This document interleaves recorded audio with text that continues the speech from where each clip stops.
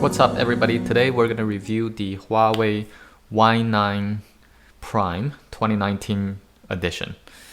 This phone is something I bought for my parents.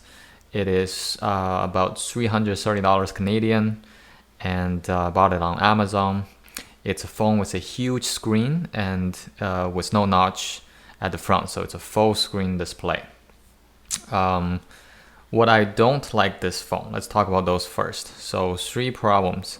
Number 1, this screen is a LCD screen, not a LED, which means it doesn't support the always on display.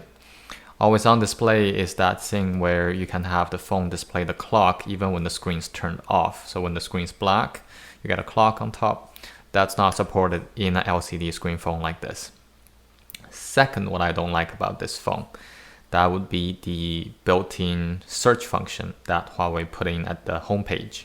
Normally, when you pull down from the very top, you should get the Android notification panel. But on this phone, if you pull down on the home screen anywhere other than the very top, you get the search function, which is the built-in Huawei search or Hi Search, which I would never use. And there's no way to turn it off in settings, and Huawei has stopped releasing ADB drivers for this phone so that you can't turn it off with Android tools as well. The third and last problem I have with this phone is that it can't connect to my 5G Wi-Fi network. It only sees the 2.4 gig Wi-Fi network in the house. I'm not sure if this is just this one variant of the phone. It's not a huge deal because I would have probably set the phone to 2.4 gig Wi-Fi anyways for the longer reach, and 2.4 gigahertz Wi-Fi is plenty fast enough for a phone. Now let's take a look at the unboxing. So this particular phone I got from Amazon. I believe it's a Spanish model because later on you will see some of the prints on the box and as well as inside are in Spanish. That doesn't mean the phone is completely, you can change, well, the phone default language is English.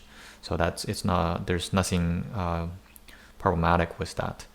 I think the only thing to be concerned about is if it's a UK variant, the power bar might be a different shape. But in this case, the model has the same power outlet as North American standard.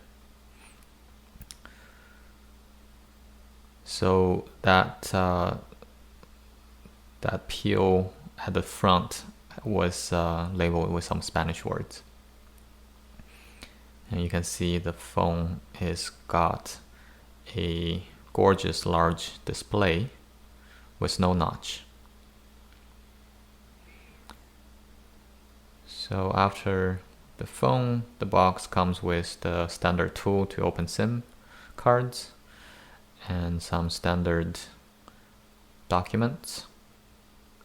It does come with a default factory case, which is nice. The clear case, I put it on right away just to protect the phone. And it fits very well.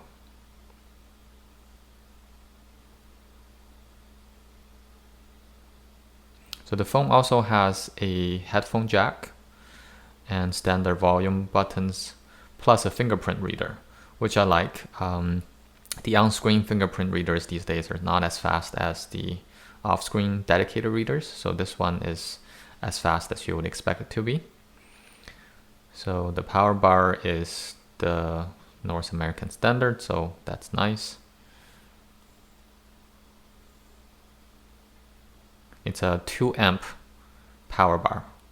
It's not the fastest charger out there, but good enough.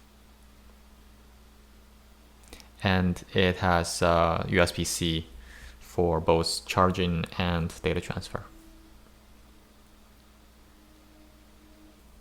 It also comes with a standard earpiece. It's not a noise cancelling one or anything like that. But I felt it's fairly comfortable. So that's it. Thanks for watching. Like and subscribe. I'll see you next time.